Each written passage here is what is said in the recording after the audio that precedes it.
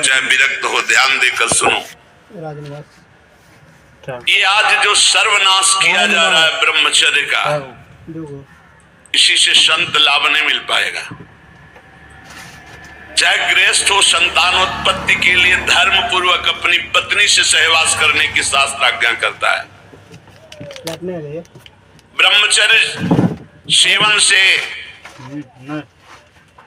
अमोघ लाभ प्राप्त होता है।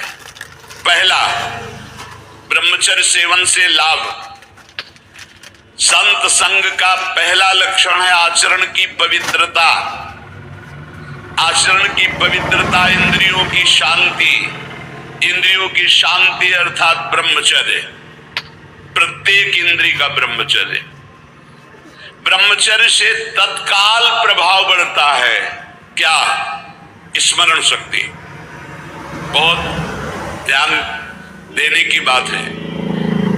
अगर आपको भगवत स्मृति में डूबना है तो आपको ब्रह्मचर्य का पोषण करना पड़ेगा, चाहे जो हो। इसके बिना स्मरण शक्ति आपकी काम नहीं करेगी। स्मरण शक्ति बहुत प्रवीण, एक बार जो सुन लिया उसका सैकड़ों बार मनन हुआ, मनन होकर उसके आगे धारणा शक्ति। जो ब्रह्मचारी नहीं, स्मरण शक्ति नहीं होगी, धारण करने की शक्ति नहीं होगी, खोखला जीवन हो जाता है। स्मरण शक्ति, धारणा शक्ति और संकल्प शक्ति। इतने बजे जगना है, इतना करना है, ऐसे चलना है, ऐसे सब होगा। और जब ब्रह्मचर्य नहीं तो चाहे 1000 बार संकल्प करो, तुम्हारे काम में नहीं आएगा। स्मरण शक्ति, धारणा शक्ति, संकल्प शक्ति, इच्छा शक्ति जिसे कहते, और उत्साह शक्ति और शरीर शक्ति, ये शक्तियां उसके अंदर प्रकाशित होती है जो ब्रह्मचर्य का पोषण करता है। स्मरण, धारण करना, जो संकल्प नियम ले उसका अक्षरशः पालन करना, और उत्साह बना रहना, और शरीर में स्फूर्ति रहना। ब्रह्मचर्य एक विलक्षण महाव्रत है। ब्रह्मचारी का सौंदर्य प्रस्फुटित होता है। एक नूर उसके चेहरे पे झलकता है जो ब्रह्मचर्य को धारण करता है। एक नवीन आकर्षण, बालवत चेहरा, एक आकर्षण होता है, भागवती। और जिसका ब्रह्मचर्य पुष्ट होने लगता है, उसके शरीर से सुगंध आने लगती है। सुगंध, जो भोगी पुरुष होता पास से निकल जाए तो दुर्गंध निकलेगी, और जो ब्रह्मचारी होगा तो उसके शरीर में सौरभ होगी। ब्रह्मचारी का एक एक रोम तेज से युक्त होने लगता है। चेहरे पर हर समय प्रफुल्लता, मुस्कान, उसका हृदय नंदनवन हो जाता है, आनंदवन। बिना किसी कारण की प्रसन्नता बनी रहती है। शरीर अगर किसी असाध्य रोग से युक्त है तो भी उसके विचार कभी रोगी नहीं हो सकते, विचार स्वस्थ रहता है। और जो ब्रह्मचर्य नष्ट करता है, स्मरण शक्ति नष्ट, धारणा शक्ति नष्ट, इच्छा शक्ति नष्ट, उत्साह नष्ट, शरीर शक्ति नष्ट, सिकुड़ा हुआ, खिन्न, देखने से ही लगेगा पता नहीं कितना बोझा लादे हुए बैठा है दिमाग में। पथ्यास्यायी व्यायामी स्त्री सुजितात्मा नरो न रोगी स्यात्। रोगी कौन नहीं है? बोले जो सदैव पथ्य का भोजन करता है और मित भोजन, हित और मित, शरीर के अनुकूल, साधना के अनुकूल और थोड़ा भोजन करता है, पथ्यास्यायी।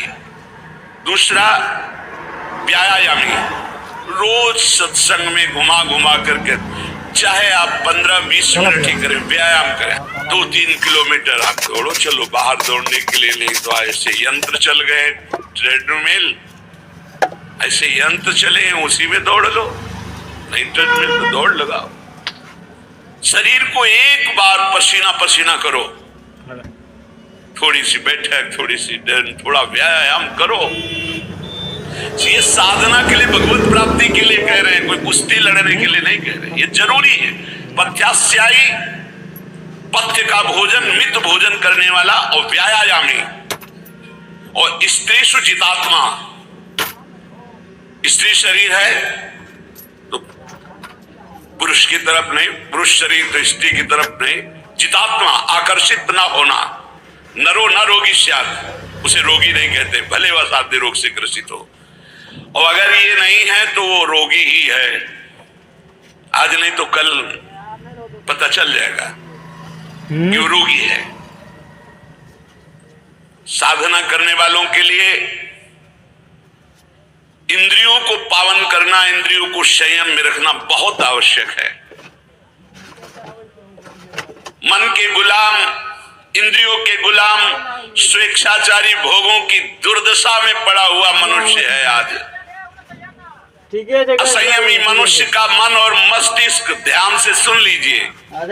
असंयमी जो अपनी इंद्रियों, मन को मनमानी लगाए हुए है, उसका मन और मस्तिष्क और हृदय सड़ा देते हैं, जीवन को सड़ा देते हैं।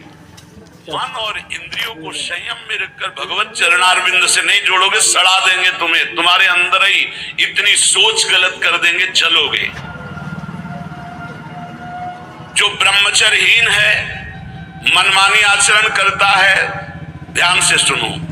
पहला लक्षण अशांत, दूसरा कहीं मन न लगना, अस्थिर चित्त, तीसरा अस्वस्थ, चौथा मलिन स्वभाव, हीन स्वभाव।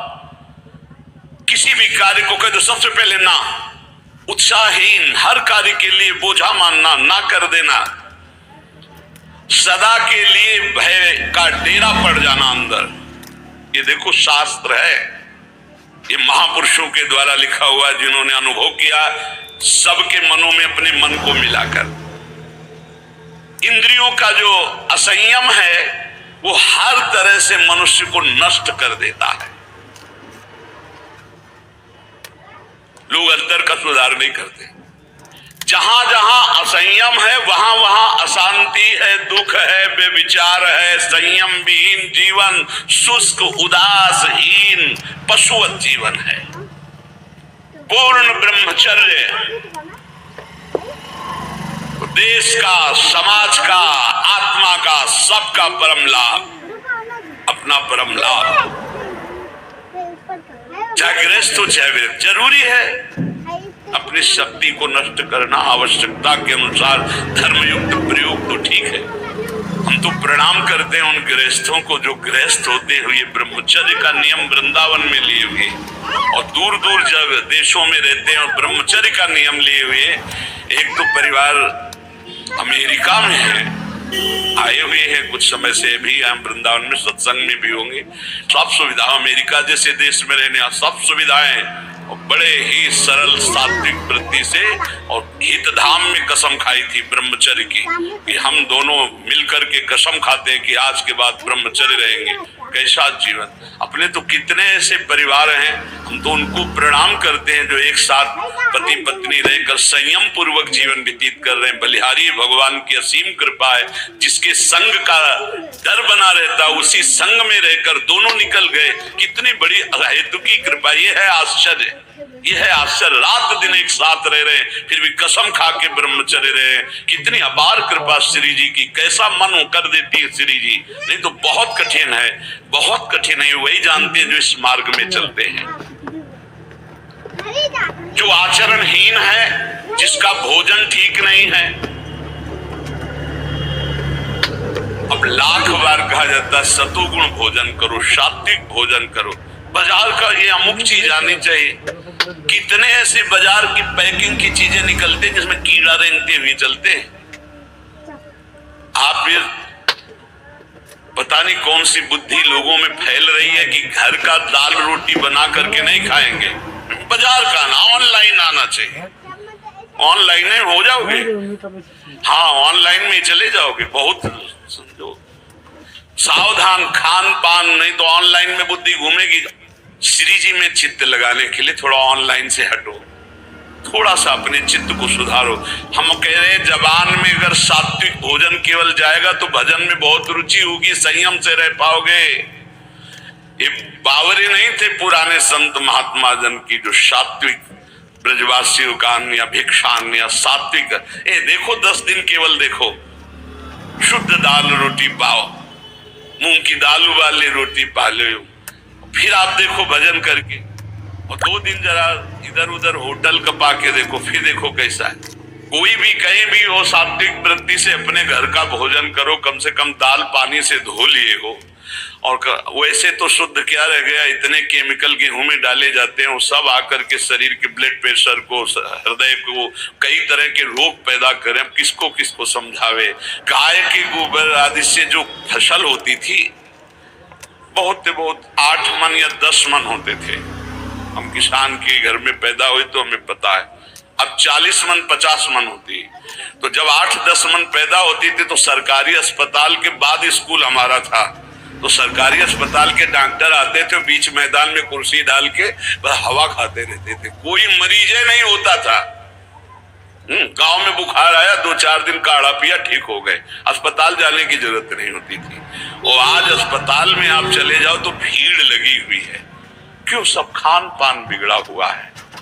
तो जो ब्रह्मचर्य पालन करता है, रोग से लड़ने की सामर्थ्य आती है, शोक स्पर्श नहीं कर सकता, मोह पर विचार करने की सामर्थ्य आती, प्रमाद स्थिति नहीं रहती, अकर्मण्यता नहीं रहती, अकाल मृत्यु नहीं होती, ब्रह्मचारी कभी विचारों से दरिद्र नहीं होता है, चिंता नहीं होती, उसके हिंसात्मक वृत्ति नहीं होती, द्वेष नहीं होता, ईर्ष्या नहीं होती, अशांति नहीं होती। ब्रह्मचर्य समस्त दोषों का नाश कर देता है। तमोगुण रजोगुण का विकार, काम क्रोध लोभ मोह मत्सर अभिमान, इन शत्रुओं को